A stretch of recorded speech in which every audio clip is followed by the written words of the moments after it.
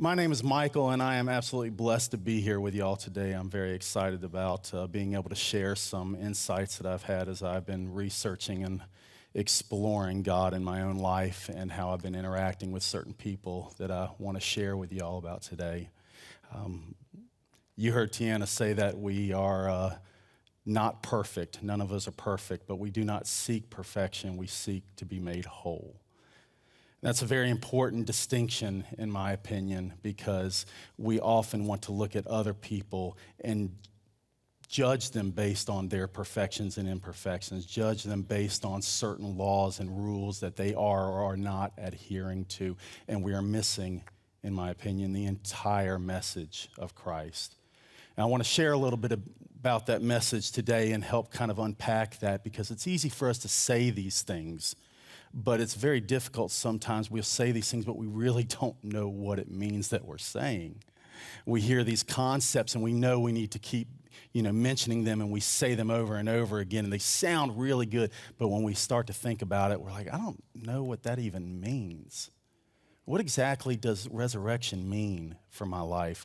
What does death mean for my life? What does it mean that Jesus came and died for me, and now I am part of the kingdom of heaven because of a sacrifice that he made long ago? A while back, a guy that I worked with named Jason came to me. He knew that I was a fairly religious person, and he just wanted to share something with me. I actually shared this as a prayer in the men's group. We even talked about it yesterday morning when we met over at Chick-fil-A a little bit, and it really inspired me to use this situation as kind of a springboard for what the whole point of what I'm going to be getting at today is.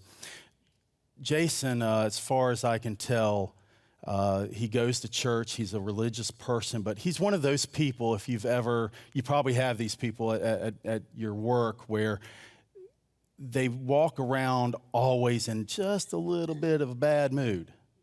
And, hey, how you doing? You doing all right today? Well, I'm here. So, and we say that too. We get in those moods. We all get in those moods, right? But hopefully we don't stay in those moods 24/7. But there are those people that we work with. Hey, how you doing? You doing all right today? I'm here. It is what it is. It's always bothered me when I see those people, because I'm wondering, am I like that? Could somebody look at me and say, wow, that's Michael? I don't want that to be the projection that I'm giving off. I don't want that to be how people see me, but that's how I saw him. That's how I see him every single day. What's strange about it is that he was walking around the other day. He's our delivery guy. His name isn't actually Jason. It doesn't really matter. We're going to call him Jason. He's our delivery guy, and he was walking around listening to Christian music. And I knew that he went to church. He's married. He goes to church, and he's mentioned how he reads the Bible and tries to do all these things the right way. And he came up to me, he said, I'm struggling a little bit right now, and I just don't know what to do. I'm reading the Bible every day, and, my wife and I have started going back to church, and and he didn't even have the words to express what he was trying to get at. And I said, Jason, let me take a stab at this for just a minute. I said, I don't know a whole lot about you, but is this possibly what the issue is? You're doing all of these things that you're supposed to do. You're reading the Bible, you're going to church, you're doing this with your spouse, you're trying to create the good life that we know we are capable of doing. You're trying to be a good husband to her, but everything has been such a grind. And it becomes this day-to-day thing where every single day we're doing the exact same things over and over again. We get up in the morning, we get our kids off to school, we make breakfast, we maybe spend a couple of minutes with our spouse, we go on to work, and it's the same thing there throughout the day, and then we come home and we are exhausted. We don't want to do anything other than recharge our battery, but we can't do that because kids want us to go do things and spouses want our attention. And there's these 3 different shows that I want to binge watch. And we have all these routines. I said, Jason, is it possible that you're just feeling the grind of all this? Even reading the Bible is not really fulfilling because it's such a grind, because you have to go do it and you're supposed to go do it. He said, yeah, that's pretty much it. I think that his unhappiness with his life and with his marriage and with his faith is because of how he's defining being Christian. And we all fall into this trap where we define Christianity as adherence to this set of rules and structures. If we do all of these things, then we will receive these things. Our life will be exactly what we want it to be, or what we expect it to be, or what we think we deserve. And then, of course, a preacher comes up here and says, you don't deserve anything, we're all sinners. We all deserve death. Well, yeah, that's true to an extent. But we also receive God's grace. We are also worthy of God's grace because of the sacrifice that Jesus made for us. And so there's a beauty in that message that we are experiencing death every single day with these grinds that we do because we are not defining being a Christian and defining being human the right way. And so we go to the Bible and we try to find that right way. And we read about things and we fall into the same trap. It's a strange thing about the Bible because we can go to it with the great intention of learning about God, but then we fall into this trap where we're learning about the things that we think will make us a good Christian and that we think we're supposed to be doing.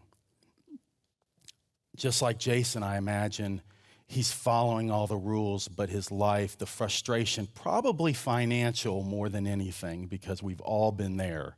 We're not getting the amount of money we need to live comfortably, to be able to provide comfortably and get the things that we need to be able to have that life that we think that we deserve.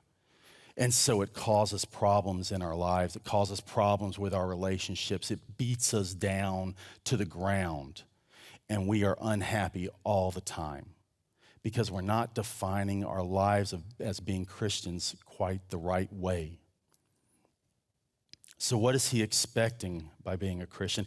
If he follows the rules he has been told, and his wife follows the rules that she has been told, will he have all the blessings? He even told me that. He said, I feel like, I do these things, and then I talk to my wife about it, and I tell her that she needs to do these things. And at that point, I work in retail. We're gonna have customers. We can't get into this. It's like, whoa, dude, we're on another level right now. But what I really want to say is, slow down. Listen to the words that you're saying. You told your wife what she needs to be doing. I'll bet you that went over well. He was speaking out of religion. He was not speaking out of relation. And that's a very important distinction that we need to make. Religion is a beautiful thing. It's made up of rituals and symbols. That's how we define it. It is man-made to help us understand our faith, but it is man-made, so it is flawed. But relations, when we seek relations, that is not flawed. That is beautiful. That is what we are made to do, is to be in relation with one another. We preach it every single Sunday. How many Sundays have we been here? I've been here for 2 years. How many Sundays have we been here where our preachers got up here and said, let me tell you, you need to do these 5 and 10 things, and don't do these 5 and 10 things, and you will be a good Christian. That doesn't happen. Not here, it doesn't. Maybe a little bit. We're not perfect. Let's give you the benefit of the doubt, though. What do we preach here all the time? We walk around with these shirts that say, we is greater than me. We preach relationships. We preach relationship with God. We preach relationship with one another. And that is where we find the glory of God. That is where we find the grace of God. We have to experience these things. Simply learning about these things is not enough. Because when we learn about them, we're really just learning about what someone else has told us is true about God. It's not in and of itself a bad thing, but it's an important distinction to make because we still have to experience God for ourselves. Jesus deals with this quite a bit in the New Testament, in the Gospels. We see so many times where he is talking to Pharisees, and Pharisees are challenging him. And they're speaking on religion too. These Pharisees, these are the guys who know the law. They know the law well. They live the law well. And they are always challenging Jesus, mostly because they want to be able to condemn him because he's different than they are. He's doing things differently than their understanding of the law. Their understanding of the law is correct legalistically. But what Jesus is telling us constantly is that their understanding the spirit of the law is completely backwards. So we look at some of the Gospels and we see that he's telling these Pharisees, you need to stop what you're talking about right now. You need to correct what you're talking about right now because you don't understand. You are dead inside. In Matthew chapter 23, verse 27, he says, woe to you, teachers of the law and Pharisees, you hypocrites. You are like whitewashed tombs, which look beautiful on the outside. Look beautiful on the outside. How often do we do things we don't realize we're doing it? It's not done maliciously. We don't do it with malicious intent, but it looks good to everybody else around us. Even giving, even charity can be something that is whitewashed so that we can look good on the outside. I give a lot. I give all my time. I give my tithes. Why are you doing that? Which look beautiful on the outside, but on the inside are full of the bones of the dead and everything unclean. That's the NIV version. We actually also have the Message version because when I read both of them and I read the Message, I went, whoa, this is crazy. You're hopeless. It just starts off brutal. You're hopeless. You religion scholars and Pharisees, frauds. You're like manicured grave plots, grass clipped and the flowers bright, but 6 feet down, it's all rotting bones and worm-eaten flesh. This guy that wrote this, wow, he's really getting at it. The part that really struck me and really resonates with me is you religion scholars. That's all of us who've been doing this, or at least we'd like to think that we are. I certainly think it when I'm, preaching in my head. I'm a religion scholar. That gives me some kind of authority. It doesn't give me anything. It gives me nothing. It means that I sat down and I read things and I listened to what other people have told me, and that's important, but that's not the main, that's not the main bones and marrow of our faith. That's not really what it's about. It helps. There's a place for it, to be sure, but that doesn't mean that I've experienced God's grace. And that's ultimately what Jesus is trying to convey to the Pharisees. You may know the law. You may do all of these things that you think are right, but you're mistaken, my friends. You're mistaken. You're focusing on the wrong things. We are all spiritually dead inside. We can recite the Bible. We can follow the laws of God. But is this really what our calling is about? We box ourselves in with rules to follow, but these rules are rules that we heard someone else tell us about God. We've heard these things from the Bible. We've heard these things from preachers. We've heard these things from friends. But have we really experienced God's grace? No, we haven't. We're just going through the motions, and that is not what our faith is about. We are living according to hearsay. We are living according to rumor of who God is and who we are. And maybe there's truth in those things that we're learning about. Maybe there's a kernel of truth, but we don't know that. And so we risk putting our faith in the person who told us those things, not in God himself.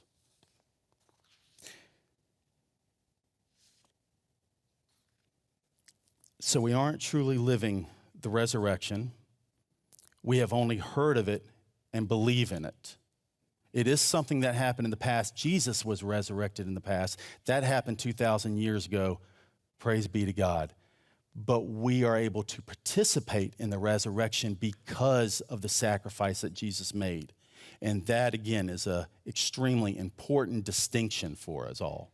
We need to participate in death and resurrection in order to truly understand and appreciate what God's grace means for us in our lives and how we may be able to show that and share that with other people. Otherwise, we are just giving off hearsay and rumors as well. What this does, interestingly, is it connects us to the story of Job. Job is a fascinating story before the coming of Christ, in which he struggles with this very same idea of death and resurrection and what it means to be We would say now a Christian. Back then he would say a good Hebrew, I'm sure. People think that Job is about how bad things can happen to good people, but that's not really it at all. Don't be attached to earthly things because you have all of these things, but they can be taken away at any moment. So that's not what our faith is about or what we need to put our faith into. I don't think that's really what the story is, the main crux of the story is about. They're nice things to say, but it's kind of like that statement, bad things happen to good people. I always struggle with that idea. I think it's kind of bad theology, because then we get into that discussion of whether or not we're good people. And if we focus on that, we're focusing again on the wrong things. Now, those ideas of what Job is about, that only works if Job is truly without blame. But as we will see at the end of the story, he realizes where his sinfulness hid. I remember when I went to seminary, and I was fairly new to the faith, actually, at the time. Part of going to seminary was just that I wanted to learn. And I raised my hand in one of the classes. I said, is there anybody in the Bible who is ever, without sin other than Jesus? And some people said, well, Job. Oh, okay, cool. For the past 25 years, I've believed that because I never actually sat down and read the book. But what we find is when we get toward the end of that book, we find that our belief about who Job is, and even who Job is claimed to be at the beginning of the book, is a misunderstanding of who he is. It's a similar place that we all run and hide in our efforts to avoid acknowledging our own suffering and our own death. Job is suffering. Things have been taken away from him. The story starts off with God and the devil talking. God says, have you considered my servant Job? He is without blame. We think that means that he is without sin. Oftentimes we hear that. Not quite right.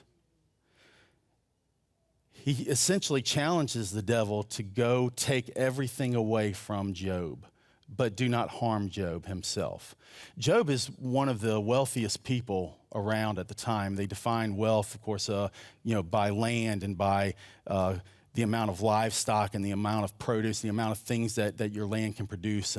He had a lot of it. So very, very wealthy man, very, very blessed in that sense. He also did everything right. He followed the Mosaic laws. He followed the laws that he had been taught. He did all of the things that he's supposed to do over and over and over again. And what happens is he has all of the things that he truly values taken away from him. And so here he is beat down, he is on the ground, he is crying out. And then the next thing that happens, it gets worse. Now his health is taken away from him. So he's getting beat down more and more. And I mean, it's getting brutal, right? It's ugly. He's crying out to God, why are you doing this? How often do we find ourselves absolutely beat down over and over and over again by all of the things of life, and we're crying out, God, what is going on here? The idea that he thinks that he is a good person and therefore entitled to something is very prevalent there.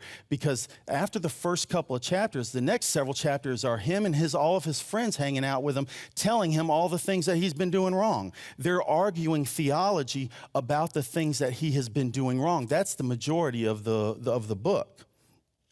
And then he cries out, why, Lord? And what's fascinating about this is that one of his friends, a guy named Elihu, comes along and he says, I'm going to speak for God. I'm going to tell you what God is saying. A little bit arrogant there, it seems to me. It's fascinating that we find a lot of arrogance when we read the Bible. It seems like there's a number of people and we kind of go, is this guy really talking for God? Maybe he is, and maybe that's a good thing. But maybe just like us, these are human beings and they've got just the same amount of arrogance that we do to be able to talk about God the way that they do. The theological conversations, that's a tough word to say fast. The theological conversations about the nature of God, what they have heard but they do not know, the hearsay the rumors about the nature of God is what they spend the next several chapters like 3 up to almost 42. So there's 42 chapters, and they're spending the majority of that talking about these theological conversations. And Elihu shows up. He's got this arrogance, his understanding of God's law, which causes Job to look at him and go, hang on a second, wait. Am I like that? Is that how I've been? Elihu's coming over and he's saying, I'm going to tell you what God thinks. I'm going to tell you what you need to be doing to get right with God. And Job goes, hang on a second. I'm hearing you, but is that how I sound to everyone else? Is that what I do? I'm perfect in every way. I do all the things I'm supposed to do. And I'm happy to tell other people that they need to do all these things as well. And he's beginning to see his inherent sin in how he's living his life. Elihu says, speaking for God, who are you to debate me? Were you there in the beginning? Were you there when I created the heavens and the earth? Were you there when I brought up human beings from the ashes, from the dust, and gave them life? How is it that you have the nerve to stand here and challenge me, being God, on anything at all? Because you weren't there. You don't know me. You don't understand me. Now, we have tools to help us understand to a degree. That's what the Bible is there for. That's what prayer is there for. That's what our pastors are there for. But that doesn't mean that we fully understand who God is. And then we find ourselves on the floor. As I said, we're crying out, my God, what is going on here? I'm continuously getting beat down. I feel like I'm taking one step up, and now I'm getting knocked back 2 steps. And you cry and you say, what gives? Something's got to give. Sounds a whole lot like Jesus on the cross. At that one moment when he becomes fully human, he's taking on all of our sins. At that moment, he's separated from God, and you see his frailty. He cries out, my God, why hast thou forsaken me? It's the same thing happening with Job. He's standing there, he's crying out, my God, why are these things happening to us? Our insecurities come out in those moments, these things that knock us down, our judgments, our fears, our animosity towards one another, our lack of compassion, our selfishness, our failures to provide for those we love, our inabilities to live up to expectations that we have for our lives, that we have for our family. I'm pointing over that way because my family's over there. And we feel knocked down because we can't do it. We fail so many times over and over again. And we're laying on the ground and we're crying out of desperation because we don't understand we're doing the things that we're supposed to do and we're doing it right. Life shouldn't be like this. That's what we're thinking. All of these things are causing us to fall. But then something amazing happens. Something absolutely beautiful happens. Just as Jesus showed us that the Pharisees' understanding of the law was flawed and their usage of the law was sinful, Job's realization that God's grace is found in his experience of God, not in his understanding of God. Job's first couple of chapters is things taken away, and all the other chapters are his friends arguing that theology. What does this story sound a lot like? You have this rich man who everything was taken away from by God in order that he may understand the true nature of God, the grace of God. It sounds just like the rich man who went up to Jesus and said, what do I have to do to inherit the kingdom of heaven? I do all of these things well, Lord. What must I do? And Jesus says, what does he say? He says, you must give everything up and follow me. And what does the rich man do? I can't do it. I can't do it. Job was forced to do it, and he found the presence of God. He experienced the presence of God. He felt the grace of God. The rich man was not willing to do that. And that's not to say that having things is inherently bad. That's not saying that having money, making money, or any of these things are inherently bad. But you have to ask yourself, are you willing? Would you be willing to give these things up in order to truly understand the nature of God? Because the only way to understand the nature of God is to recognize within ourselves that we are dead inside. We are spiritually dead. These things, these sinful things, these acts that we do knock us to the ground constantly. And the only way that we know God is we acknowledge the presence of those horrible things, and we say that God is with us and we will rise. In Job, at the last chapter, he realizes this, chapter 42, this wonderful thing happens. This is chapter 42. It says the whole chapter there, verse 1. It's actually 3 through 6. You told me, listen, and let me do the talking. Let me ask the questions. This is what God told Job. You told me, let me ask the questions. You give the answers, meaning Job. I admit I once lived by rumors of you. Now I have it all firsthand. From my own eyes and ears, I'm sorry. Forgive me. I'll never do that again, I promise. I'll never again live on the crust of hearsay or the crumbs of rumor. He recognizes that he knows God now more intimately, and he understands the grace of God present in his life because he has experienced God, not just because he learned about God. Before he knew only with his ears, but now he sees with his eyes. We are now in relation with God, and we are no longer speaking out of religion, but we are speaking out of relation. As we lay there on the ground experiencing death, we realize that God's grace abounds and we find the strength to rise. All those insecurities that were beating down on us will not keep us down. We will rise and we will participate in the resurrection. Those fears and those expectations will not keep us down. We will rise, we will experience and participate in the resurrection. This is the good news of the gospel, friends. It's not just that Jesus came and died and resurrected so that we may have everlasting life, so that the kingdom of heaven may abound upon us. It is that we get to participate in the resurrection each and every day. We are knocked down and we get to rise back up and participate in the resurrection. This is the good news, is that by doing that and defeating death, we are given the opportunity every day to participate in the resurrection, not just believing it with our ears, but see it as Job did with our eyes and experience it with our hearts. Sharing God's grace through our own resurrection, we are lifted up. And we look at our insecurities in the eye and we say, not today.